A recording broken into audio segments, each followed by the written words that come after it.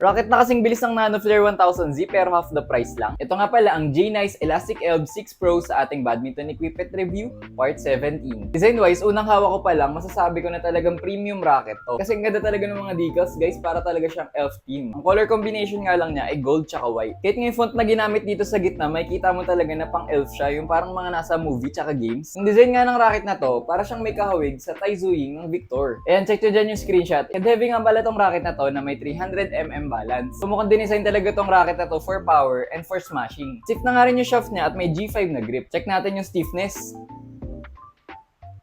Masabi talaga natin na stiff siya. Ginamit nga rin pala nila dito yung nano pebble technology na ginagamit din na J-Nice sa iba nilang mga racket. Okay nga rin siya dahil 30 pounds lang yung max tension.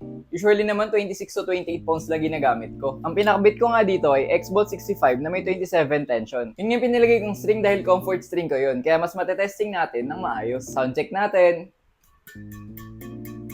Kung mapapansin nyo nga rin, maliit yung head frame niya dahil compact design yung ginamit dito. Katulad din nung sa Nanoflare 1000Z. Kung mapapansin nyo nga guys, meron siyang extra slim shaft na 6.0 lang. Ibihira nga lang mga racket na may ganito kanipis na shaft. Paniguradong bilis nito pag ginamit to sa court. Sa mga naghanap nga ng mga J-Nice rackets, meron tayo niyan sa Smash X by Rancel Alba. Pwede nyo na nga rin ang PM dito sa TikTok. So tara, testing na natin sa court. Tamang kapapa ako nung una ko tong ginamit kasi ang bilis ng swing speed niya. Laging nga nauuna yung swing ko kaya hindi tumatama sa sweet spot. Ang maganda dito, hindi nalayo sa Nanoflare 1000Z yung swing speed at yung feeling niya. Kaya after ilang rally, nakapag-adjust na agad ako. Pagdating sa power, ang sarap ipalo nito. Talagang baon na baon yung mga smash mo kaya gamit na gamit ko to sa rear court. Sa control naman, wala akong naging problema. Kasi gusto na gusto yung mga net shot ko eh. For me, parang wala akong nakikitang negative dito sa racket na to. Pwera na lang siguro sa compact head frame at sa konting adjustment period kapag una mo siyang nagamit. So sobrang enjoyable nga nito gamitin. Inarbor nga sa akin to ni wifey at ito na daw ang main racket niya. So overall nga guys, kung naghahanap ka ng high-end racket na hindi ka mahalan, perfect na perfect sa itong J-Nice Elastic Elb 6 Pro. Kasi sarap niya gamitin sa doubles guys, ang bilis talaga. Lalo kung offensive player ka at mahilig ka sa mga flat game, magugustuhan mo talaga to. Bonus pa nga yung napaka-elegant ng design, no? Marami pa nga tayong itatry dito ng mga J-Nice rackets. Anong gusto niyo isunod natin? Comment down below!